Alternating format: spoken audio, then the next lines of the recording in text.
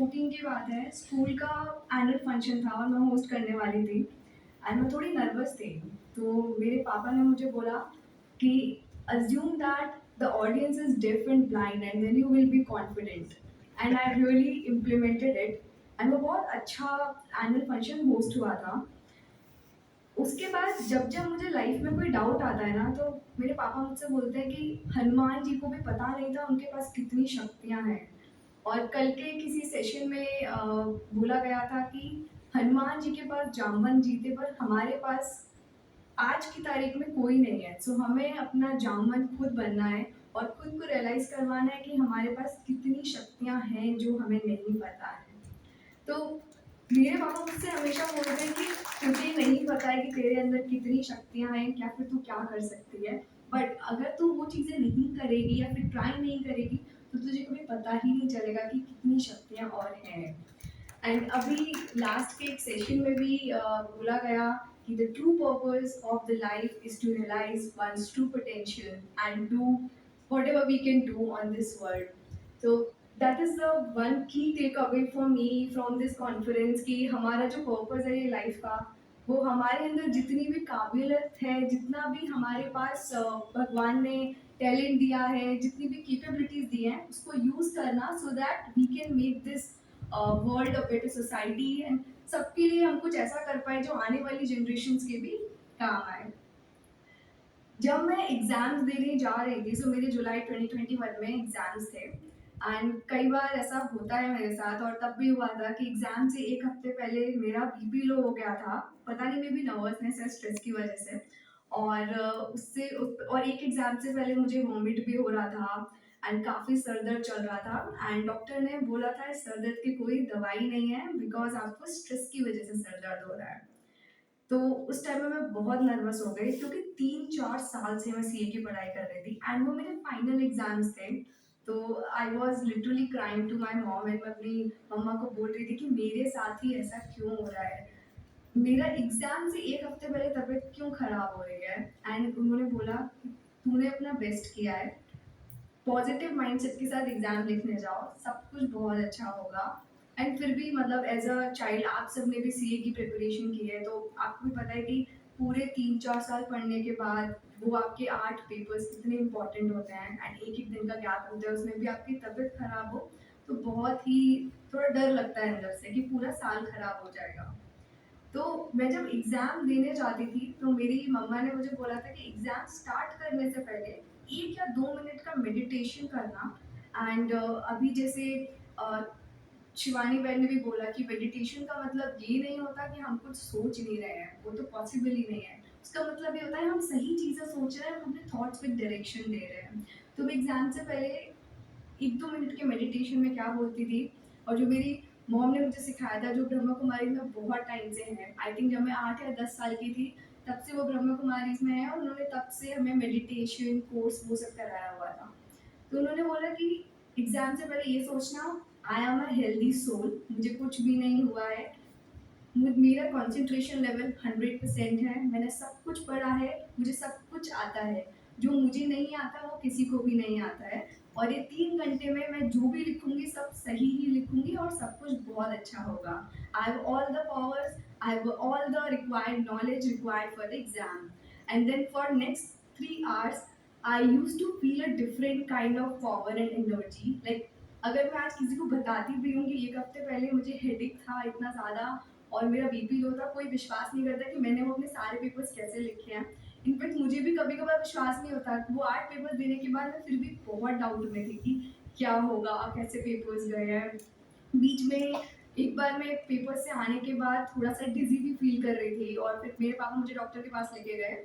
तो उन्होंने बोला कि मैं आपको कोई दवाई दूंगा, आपको नींद आएगी, मैं आपको दवाई दे नहीं सकता, रेस्ट करो और जितना पढ़ सकते हो उतना पढ़ो।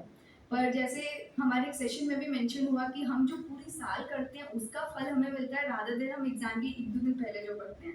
तो सिर्फ पूरे साल जो पढ़ाई की हुई थी, तो वो 1-2 दिन पहले भी अगर पूरा रिविजन नहीं हो पा रहा था तो वो चीज़ें इतनी अच्छे से आती थी कि उसका कोई इफेक्ट नहीं पड़ा मेरे एग्जाम्स पे।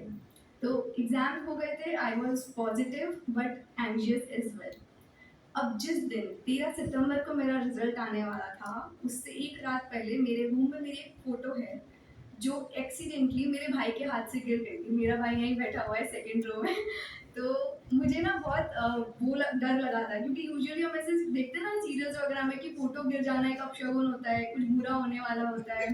तो जब मेरी फोटो गिर गई थी तो मुझे लगा अब तो बहुत खराब रिजल्ट आने वाला है, सीए क्लियर ही नहीं हुआ, और मैं बहुत रोई, सुबह भी बहुत रोई। और मुझे दिलासा लेने देने के लिए मेरे मम्मी पापा मेरा वो फोटो जोड़ने का भी ट्राई कर रहे थे।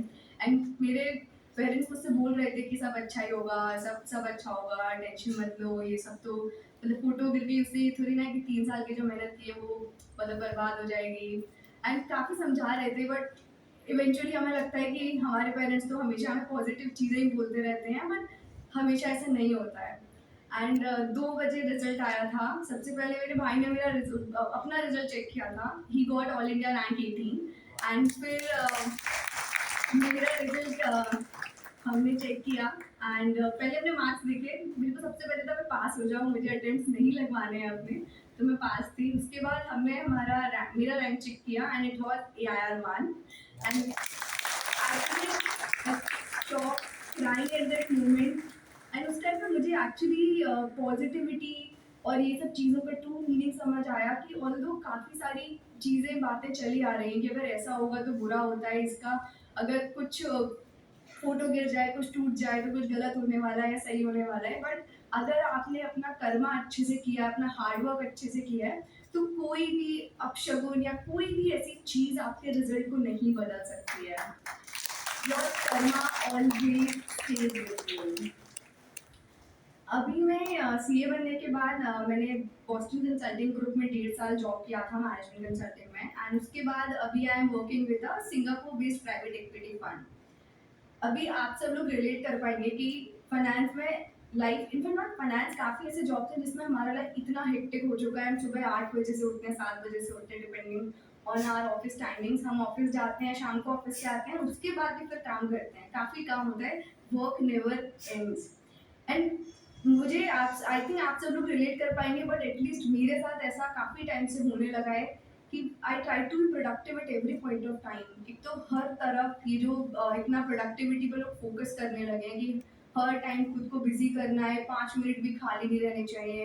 Even though they are travelling तो फोन में कुछ काम कर रहे हैं, लैपटॉप पे कुछ काम कर रहे हैं। And we are thinking that कि हमारा प्रोडक्टिविटी एफिशिएंसी बहुत अच्छा हो रहा है इससे। Recently someone told me about a book called deep work.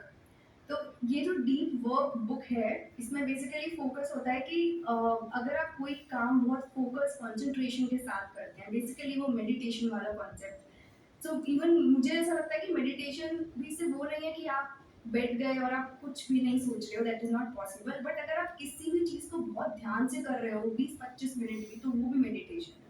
तो वो डीप वर्क बुक में बताया कि अगर आप किसी काम को 20-25 मिनट्स 30 मिनट्स पूरे ध्यान से करो, तो वो काम आप आधे टाइम में कर सकते हो।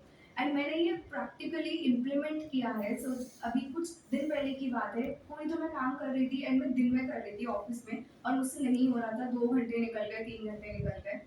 रात को मैंने घर आने के बाद 8-9 बजे के टाइम पे मैंने सोचा कि दोबारा ट्राई करते हैं। उस टाइम पे मैंने अपना फ़ोन एरोप्लेन मोड पे डाल दिया, लैपटॉप पे भी डीएनडी मोड ऑन कर दिया। एंड मैं सिर्फ वो काम कर रही थी, कुछ भी नहीं सोच रही थी। एंड 30 मिनट्स में मेरा वो काम हो गया था। और ऐसा सिर्फ एक बार नहीं, बहुत बार मैंने ट्राई किया है। It really works. आजकल जो सबसे बड़ी प्रॉब्लम हम फेस करते हैं, एंड मुझे नहीं पता इसका क्या सोल्यूशन है, हम जब ऑफिस जाते हैं तो हमारे टीम्स पे मैसेजेस, जूम पे मैसेजेस, चैट पे मैसेजेस आते हैं जो हमें रिप्लाई भी करने होते हैं। कोई ना कोई हमसे कोई कुछ ना कुछ चीज़ें पूछ रहा होता है, और एज एन एम्प्लॉय हमें वो चीज़ें रिप्लाई करनी होती है। बट होता क्या है, हम कुछ सोच रहे थे, किसी प्रॉब्लम का सोल्यूशन सोच रहे थे, और अचानक से कोई मैसेज आ गया और हमने वो सोचना छोड़ दिया और हम वो मैसेज या फिर ईमेल का रिप्लाई करने लगे। So we have become so much responsive to things rather than exercising our intellectual power. So we need to find ways कि हमें वो अपना इंटेलेक्चुअल पावर कैसे अलाइव करना है, कैसे उसको एक्सरसाइज करना है। We are human beings, we are thinking beings. what differentiates us from computer is we have the thinking power जो कंप्यूटर के पास नहीं है, बट हम वही एक्सरसाइज नहीं कर पा रहे हैं।